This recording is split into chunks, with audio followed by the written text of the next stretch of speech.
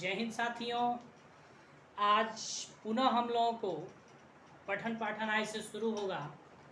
लगातार आप लोगों को क्लास अब मिलेगा। आज हमने मानव सभ्यता में सिंधु घाटी सभ्यता हमने शुरू किया है। दोस्तों, आप लोगों को मालूम होगा कि विश्व में 3 प्रमुख सभ्यताओं का उदय हुआ, जिसमें सिंधु घाटी सभ्यता, बेबीलोन की सभ्यता और मिसोपोटामिया की सभ्यता या मिस्र की सभ्यता प्रमुख है। सिंधु घाटी सभ्यता यानी कि दुनिया में 3 प्रमुख सभ्यताएं विकसित हुई, जिसमें पहली थी सिंधु घाटी सभ्यता, दूसरी थी मिसोपोटामिया की सभ्यता या मिस्र की सभ्यता और फिर तीसरी थी बेबीलोन की सभ्यता। तो इन तीनों में सबसे प्रामाणिक सभ्यता, सबसे प्रामाणिक मानव सभ्यता जो है, उस मानव सभ्यता का नाम है सिंधु घाटी सभ्यता। और सिंधु घाटी सभ्यता जो है भारत में विकसित हुई थी, जम्बू द्वीप में विकसित हुई थी। तो इसलिए हम लोग इस सिंधु घाटी सभ्यता के बारे में एक छोटा सा इसका परिचय लेने वाले हैं। आइए हम लोग देखते हैं। तो हम लोग कह सकते हैं कि दुनिया की सबसे पुरानी सभ्यता जो है उसका नाम है सिंधु घाटी सभ्यता। सिंधु घाटी सभ्यता विकसित हुई थी और कुछ दिन के बाद वहाँ के लोग जो है बिल्कुल प्राकृतिक आपदा के कारण खत्म हो गए। उस सभ्यता का नामो निशान मिट गया। हुआ ये कि भारत में अंग्रेजों ने रेल जो है ट्रेन चलाई थी पहली बार 1853 ईस्वी में, मुंबई से थाने के बीच। अंग्रेजों को ज़्यादा लाभ होने लगा, इनकम होने लगा। तो अंग्रेजों ने अब सोचा कि क्यों ना रेलवे का विस्तारीकरण किया जाए। तो रेलवे के विस्तारीकरण का कार्य, रेलवे के विस्तार का कार्य 1858 ईस्वी में शुरू किया गया था, एगो अंग्रेज के नेतृत्व में, जिसका नाम था जॉन मार्शल। जॉन मार्शल नामक अंग्रेज के नेतृत्व में रेलवे का विस्तारीकरण का कार्य 1858 ईस्वी में शुरू हुआ था। भारत में पहली रेल 1853 ईस्वी में चली थी। तो रेलवे के विस्तारीकरण का कार्य किया जा रहा था। जगह जगह जहाँ ऊंचा था समतल किया जा रहा था, जहाँ गड्ढा था उसको भरा जा रहा था। तो इसी के क्रम में एक ऐसा त्रिभुजाकार क्षेत्र प्राप्त हुआ जो एक पुराने मानव सभ्यता की गवाही दे रहा था। उसको आरक्षित कर दिया गया और बाद में भूतत्ववेताओं ने उस जगह को खोजा तो पता चला कि यही सिंधु घाटी सभ्यता है। तो दोस्तों, सिंधु घाटी सभ्यता त्रिभुजाकार होती है। सिंधु घाटी सभ्यता त्रिभुजाकार है। सिंधु घाटी सभ्यता की आकृति त्रिभुजाकार है, त्रिभुज के आकार है, त्रिभुज के आकार का है। सिंधु घाटी सभ्यता का क्षेत्रफल 12,99,600 वर्ग किलोमीटर है। और सिंधु घाटी सभ्यता का पुराना नाम था हड़प्पा सभ्यता। हड़प्पा सभ्यता के नाम से जाना जाता था। बाद में इसको सिंधु घाटी सभ्यता कहा गया। इसलिए कहा गया कि यह सिंधु नदी के किनारे स्थित थी, इसलिए इस सभ्यता का नाम सिंधु घाटी सभ्यता पड़ा था। नदी की बात आई तो नदी से कुछ क्वेश्चन पूछता है। जैसे क्वेश्चन करता है कि सिंधु घाटी सभ्यता किस नदी के किनारे विकसित थी, तो सिंधु नदी के किनारे। क्वेश्चन करता है कि सिंधु घाटी सभ्यता की सर्वाधिक प्रसिद्ध नदी कौन थी, तो रावी नदी थी। और सिंधु घाटी सभ्यता की सबसे पवित्र नदी कौन थी, तो सिंधु घाटी सभ्यता की सबसे पवित्र नदी जो है सरस्वती नदी थी। उस समय गंगा यमुना का जिक्र उतना नहीं था।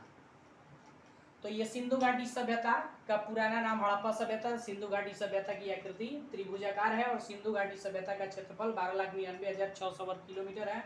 सिंधु घाटी सभ्यता जो त्रिभुजाकार सभ्यता थी, आकृति थी, उस त्रिभुजाकार आकृति के अंदर जो है कुल 1500 नगर खोजे गए थे।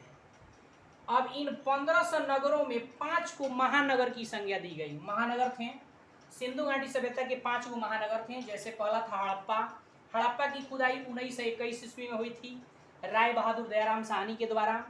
दूसरा महानगर था मोहनजोदड़ो। मोहनजोदड़ो शब्द का अर्थ होता है मृतकों का टीला। मृतकों का टीला इसका शाब्दिक अर्थ होता है। और मोहनजोदड़ो की खुदाई हुई थी 1922 ईस्वी में राखल दास बनर्जी के द्वारा।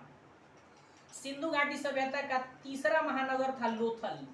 लोथल बंदरगाह था। पूछता है अभी क्वेश्चन कि सिंधु घाटी सभ्यता के प्रसिद्ध बंदरगाह का नाम क्या था, तो सिंधु घाटी सभ्यता के प्रसिद्ध बंदरगाह का नाम लोथल था। लोथल सिंधु घाटी सभ्यता का बंदरगाह है और यहाँ से जो है जलयान माने भारत से वस्तु को लेकर के इराक ईरान जाया करती थी।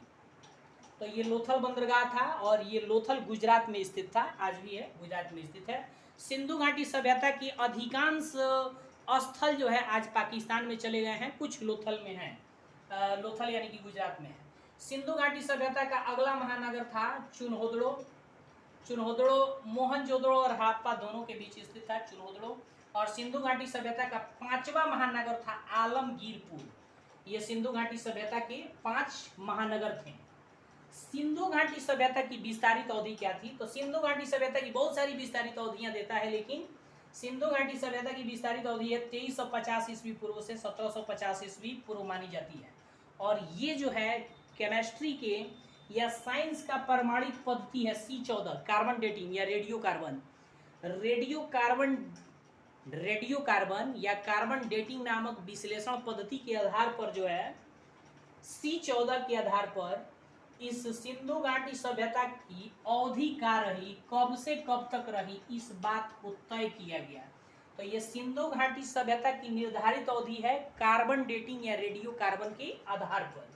ये अब बात करते हैं हम लोग जाति की। सिंधु घाटी सभ्यता के लोग किस जाति के थे? तो सिंधु घाटी सभ्यता के लोगों की जाति जो है द्रविड़ थी। द्रविड़ जाति के लोग थे सिंधु घाटी सभ्यता के लोग। आज सिंधु घाटी सभ्यता के पतन का कारण जो है बाढ़ है, प्राकृतिक आपदा भी कहीं कहीं देता है।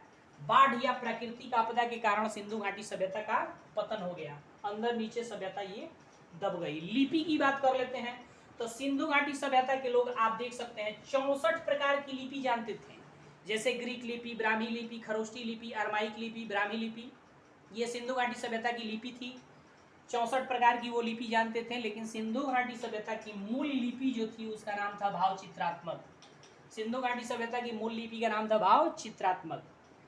और सिंधु घाटी सभ्यता में जो लिपि लिखने का तरीका था, लिपि लिखने के तरीका को, लेख लिखने के तरीका को कहा जाता है बुस्टोफेदर। बुस्टोफेदर में होता ये था कि लिपियां अगर एक से अधिक पंक्ति की होती थी तो पहली पंक्ति हिंदी की तरह, यानी कि पहली पंक्ति हिंदी की तरह, यानी कि हम लिख रहे हैं ऐसे लिखेंगे ना, ऐसे लिखेंगे बाएं से दाएं। और एक से अधिक तो पहली पंक्ति बाएं से दाएं और दूसरी पंक्ति जो है दाएं से बाएं लिखी जाती थी। यानी एक लाइन, एक पंक्ति हिंदी की तरह, दूसरी पंक्ति उर्दू की तरह।